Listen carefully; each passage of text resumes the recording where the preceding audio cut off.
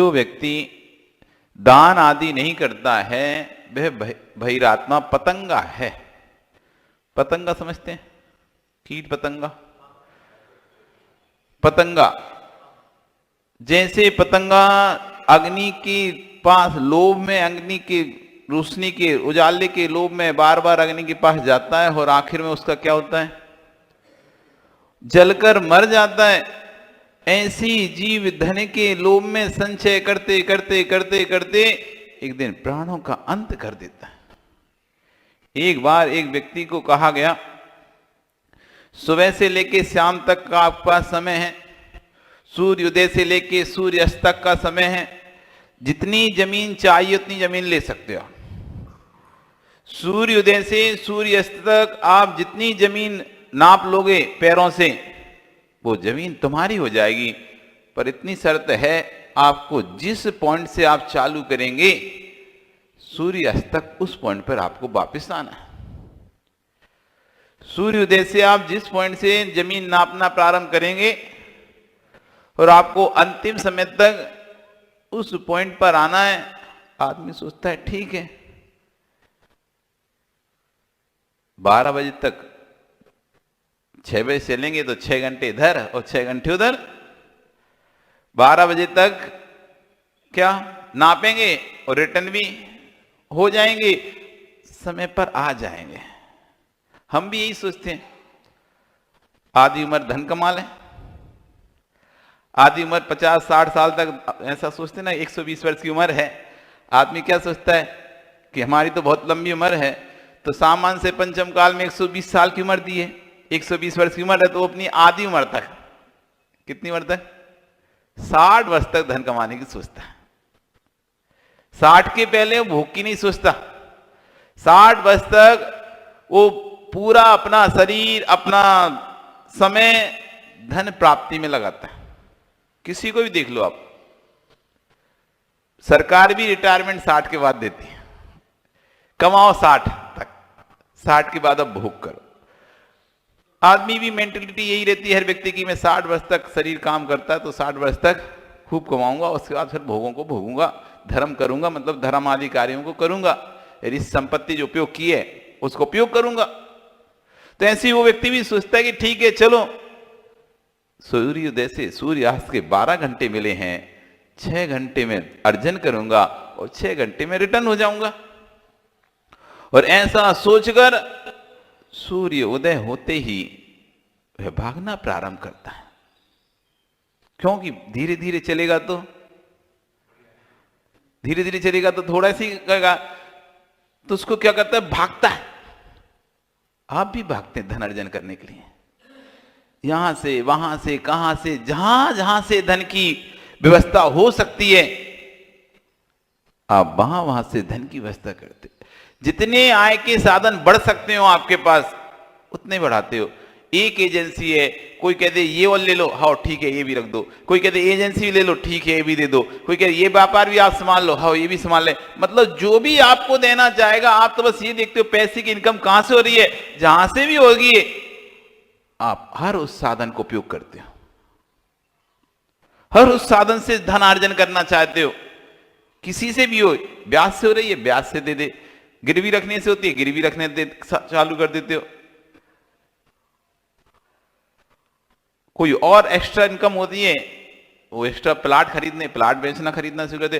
अपना व्यापार चल रहा है वो अलग चल रहा है, व्यापार के साथ साथ कई इधर उधर सब जगह से एक्स्ट्रा इनकम भी आप चालू करते हो। मतलब आपको लगता है कि जितनी जल्दी जितना ज्यादा धन आए उतना अच्छा। तो ऐसे ही वो व्यक्ति सोच रहा था कि चलो जितना जल्दी दौड़ के पहुंचूंगा, जितना ज्यादा कवर करूंगा, पैदल चलूंगा तो उतना कवर हो नहीं पाएगा, तो दौड़ता है और 12 बजे तक खाए पिए बिना, जैसे आप बिना खाए पिए व्यापार लगे रहते हो ना, ऐसे ही वो खाए पिए बिना, उसने सोचा पानी पीऊंगा तो टाइम बर्बाद होगा, खाना खाऊंगा तो समय बर्बाद होगा, तो ना तो खाना खाने में समय बर्बाद कर रहा, ना पानी पीने में समय बर्बाद कर रहा। बिना खाना खाए पानी पिए आप 24 घंटे व्यापार में लगे रहोगे एकदम। बेबी दौड़ा भागा जा रहा है, दोपहर क्या गर्मी का 12 बज गया, दौड़ते दौड़ते उसकी हालत खराब हो गई। तभी उसे याद आता, अरे 12 बज गए, अब क्या करें, रिटर्न हो। सोचता है थोड़ा सा और चल ले, थोड़ा सा और चल ले रहे। इतनी जमीन, अब सोचो, अब वो ख्वाब बुनने लगा, कितनी जमीन मैंने कवर कर ली, इतना मैं दौड़ चुका हूं, इतनी जमीन मेरे पास हो चुकी है, अब मैं इस पर ऐसा करूंगा, एक फैक्ट्री खोलूंगा, अच्छे प्लाट काटूंगा, अच्छे मकान बनाऊंगा, सबको बेचूंगा, मेरे पास बहुत धन हो जाएगा, बहुत पैसा हो जाएगा, बहुत पैसा हो जाएगा। एक काम करता हूं, थोड़ा सा आधा किलोमीटर तक और दौड़ लेता हूं। ऐसे सोच के आधा किलोमीटर और दौड़ पड़ता है। मन नहीं मानता है, मन नहीं मानता है। शटर बंद करते ही कोई ग्राहक आ जाए ना, चल खोल लेते। तुम्हारा था नहीं, हम 8 बजे तक, 8 बजे मंगल करके आ जाएंगे दुकान, हमें बेइज्जती करने जाना होता है, 8:30 पे महाराज की बेइज्जती होती है, 9:15 पे महाराज की बेइज्जती होती है, चलो अपन 9 बजे 9:30 तक होती है, तो 8:30 पर बंद करेंगे, हाथ पैर धोएंगे, घर जाएंगे तो 9 बज जाता है। लेकिन इसी बीच में कोई कस्टमर आ गया तो बंद करते करते, ताला लगाते लगाते क्या करोगे फिर? उसको क्या बोलोगे? देना ही पड़ेगा, मना नहीं कर सकते कि भैया आज हमारा मंगल हो चुका है। नहीं, आप मना कर सकते थे ना, देना ही पड़ेगा, ये तो जरूरी नहीं ना, देना ही पड़ेगा ये तो जरूरी नहीं है। आप चाहते भैया मेरा काम हो चुका है, आप दूसरी दुकान से ले लो, आप ये भी तो बोल सकते थे कि नहीं मेरा तो भैया वृत्ति का समय हो रहा है, मेरा तो महाराज की सेवा के समय हो रहा है, मैं अभी नहीं दे पाऊंगा, अब आप सुबह लेना अथवा दूसरी दुकान से लेना, ऐसा भी बोल सकते थे। लेकिन वो लोभ, वो लोभ किसका लोभ विनोद जी? माया का लोभ। किसका? माया। कौन सी माया? दोनों माया हैं, क्योंकि उधर भी दिखता है ना, अब इनकी पूर्ति करने के लिए तो ये चाहिए ना, साड़ी लाना है, गहने खरीदवाना है, इधर उधर सब चीजों के लिए तो ये माया चाहिए ना, तो एक माया की पूर्ति के लिए दूसरी माया चाहिए। तो मन होता है चलो खोल लेते हैं। लोभ कसाय हमारी ऐसी है, वो पतंगे की भांति, जैसे उसको कितना भी उसे दूर किया जा रहा है अग्नि से, लेकिन फिर भी वापस वह उसी अग्नि में जाकर फिर से उसके पास जाता है, फिर से जाता है, और एक समय ऐसा आता है वो जलकर उसी में मर जाता है। उसको भी लोभ आ गया, चलो थोड़ा सा और, अभी क्या लौट लेंगे, क्या जाता है, थोड़ा सा और, वो थोड़ा सा और करके आगे बढ़ जाता है। पर ये भूल चुका था जितनी स्पीड से वो गया है, रिटर्न उतनी स्पीड से नहीं हो पाएगा। ये शरीर थक गया, अब उसको लगता है कि 1 बज गया, अब लौटना चाहिए मुझे। अब लौटना प्रारंभ करता है, अब उसको लगने लगता है अब मैं रुकूंगा तो अपने गंतव्य पर नहीं पहुंच पाऊंगा। अब प्यास तो लग रही है, भूख भी लग रही है, लेकिन ये दिख रहा है यदि मैं थोड़ा समय बर्बाद किया, इतना नापना बेकार, इतना भागना बेकार। अब वापस भाग रहा है कि मैं इसका भोग करूं, इसलिए वहां पर पहुंच जाऊं। लेकिन जितनी स्पीड से जब वो गया था, उस समय जो एनर्जी थी, ताकत थी, शक्ति थी, वो अब शक्ति सब खत्म हो चुकी है। बिहार कराते हो ना, जब आते तो क्या उत्साह रहता है, जयकारा गुरुदेव का, जयकारा गुरुदेव का। और 1 घंटे बिहार करा दो, फिर जयकारा गुरुदेव का। अरे मजे आते हैं बिहार में। शुरू में जब गाड़ी से उतरते हैं, तो इतनी ताकत रहती है, जोश रहता है, उत्साह रहता है, जयकारे पर जयकारा, बढ़िया कपड़े वपड़े अच्छे, जटा के अच्छे, हाँ, और बढ़िया चलते हैं। आधा 1 घंटा चलने के बाद फिर इनसे बोलो जयकारा, तो बोले जयकारा गुरुदेव का। खत्म। 1 घंटे पैदल चले, क्या सुनी नाम है ना तुम्हारा, बैटरी डाउन हो जाती है। जैसे जैसे समय व्यतीत हो जाता है, आगे आगे चढ़ते जाते हैं। क्या नाम है आपका? सुरेश जी। बैटरी डाउन हो जाती है। अब आपकी बैटरी डाउन होने लगी है,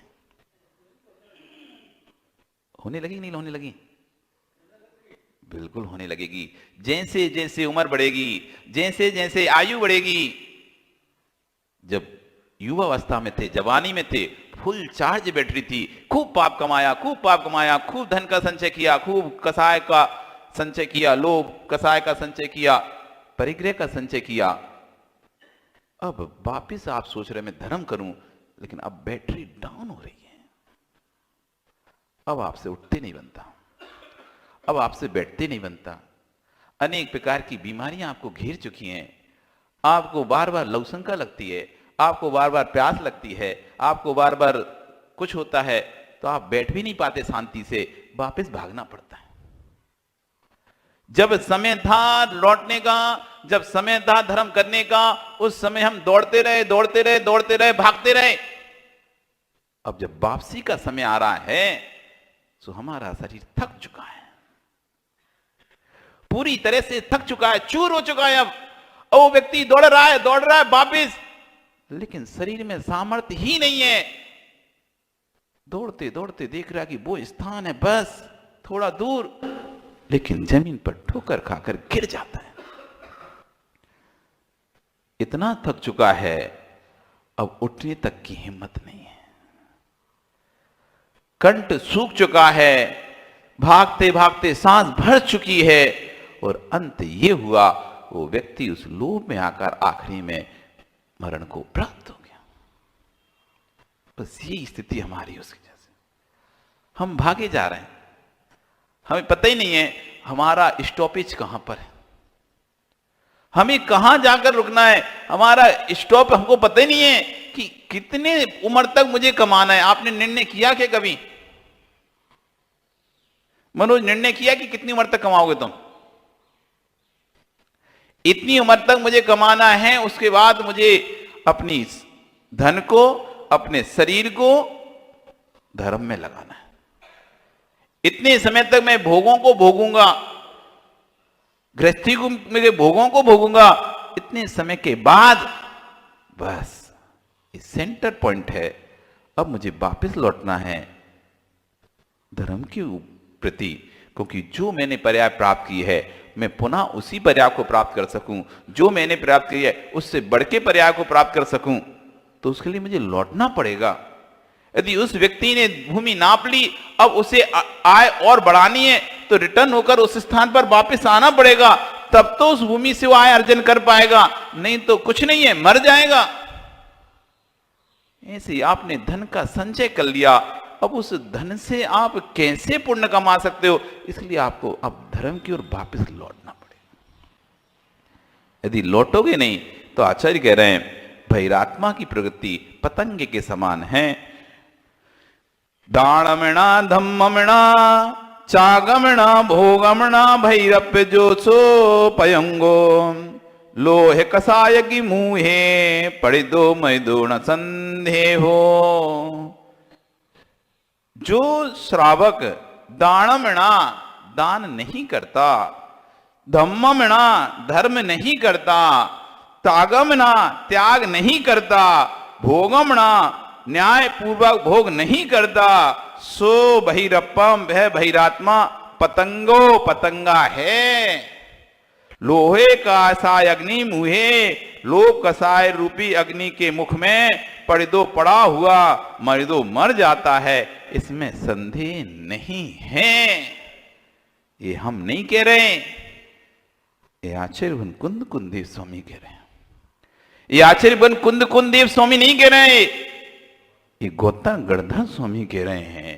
ये गौतम गणधर स्वामी नहीं कह रहे, ये भगवान महावीर स्वामी की दिव्य देशना में निकला। ना त्यागो ना दानम, पैसा भरपूर है तब भी हृदय से जी से आपसे छूट नहीं रहा, तो पुलो भी पतंगे के समान अंतिम में आपको मरण प्राप्त होगे। और विश्वास रखो, जितना अधिक धन के साथ मरोगे उतनी अधिक दुर्गति। चक्रवर्ती नरक में क्यों जाता है? नारायण नरक में क्यों जाता है? चक्रवर्ती यदि राज्य वैभव के साथ मरे तो नियम से नरक जाएगा, त्याग करके मरे तो स्वर्ग मोक्ष जाएगा, और नारायण राज वैभव में मरता है इसलिए नियम से नरक ही जाता है। पिति नारायण राज वैभव में ही मरता है इसलिए नियम से नरक जाता है। जितना अधिक संचय करके रखोगे उतना आपका अशुभ आश्रम निरंतर जारी रहेगा। इसलिए बीच बीच में जैसे कुएं से पानी निकाला जाता है तो पानी खराब नहीं होता है, पानी और स्वच्छ और साफ होता चला जाता है। यदि आप सोचो कि मैं पानी निकालूंगा तो मेरा पानी कम हो जाएगा, आप विश्वास करना पानी सड़ जाएगा। नया पुराना पानी निकलता है तो नवीन झिरें खुलती हैं। जिस कुएं से पानी निकलना बंद हो जाता है उसमें पानी की वृद्धि भी होना बंद हो जाती है, क्योंकि पुरानी झिरें जो हैं वो बंद होने लगती हैं। और जिसमें पानी निकलने लगता है, देखने में लगता है पानी खाली हो रहा है, पानी खाली हो रहा है, चिंता नहीं करो, रात भर छोड़ दो, पानी उससे डबल भर के आ जाएगा। विनोद जी, एक घड़ी चल रही है, दिख रही घड़ी कांटों से चल रही है। आपको कांटे चलते दिखाई देते हैं, आप सोचते कांटे चल रहे हैं तो घड़ी चल रही है। आपको उस घड़ी के पीछे का सेल दिखाई दे रहा है क्या? सेल दिखाई दे रहा है संदीप उसके पीछे का, लेकिन आप तो सिर्फ कांटों को देख रहे हो, सेल को नहीं देख रहे। सेल खत्म हो जाएगा तो क्या कांटे चलेंगे?